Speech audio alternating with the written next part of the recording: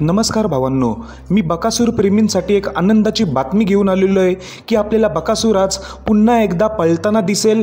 कोणत्या मैदानात हेच मी तुम्हाला या व्हिडिओमार्फत सांगणार आहे. व्हिडिओ शेवटपर्यंत बघा.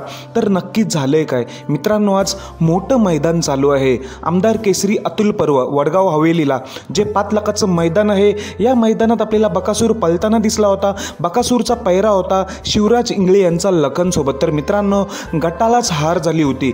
गट क्रमांक 21 मध्ये बकासूर आणि लखनची आपल्याला गाडी पळताना दिसली.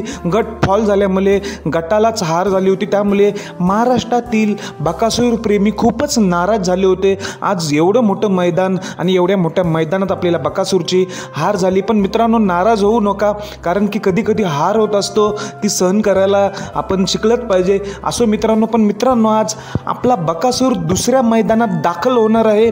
पोचला पण असेल तर तो कोणता मैदान मित्रांनो? मौजे उंबर्डे वडूस फाटी तालुका खटाव जिल्हा सातारा येथे आपला बकासूर 100% पळताना दिसणार आहे. हे देखील मित्रांनो ओपनचंच मैदान आहे.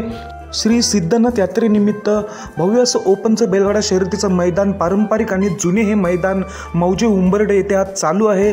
लाईव्ह प्रक्षेपण P3वरच आहे. येथे बक्षिसाचं स्वरूप असणार आहे. प्रथम क्रमांक 1 लाख रुपये, द्वितीय क्रमांक 71, तृतीय क्रमांक 41 अशी मित्रांनो बक्षिसं आहेत. पण मित्रांनो, मी तुम्हाला एवढं कन्फर्म सांगतो की बकासूर आज मौजे उंबर्डे मैदानात गेलेला आहे. थोड्या वेळातच आपल्याला मैदानात दाखल झालेला दिसणार आहे. कोणी नाराज होऊ नका, आपल्याला बकासूर पळताना दिसणार आहे मौजे उंबर्डे येथे. धन्यवाद मित्रांनो.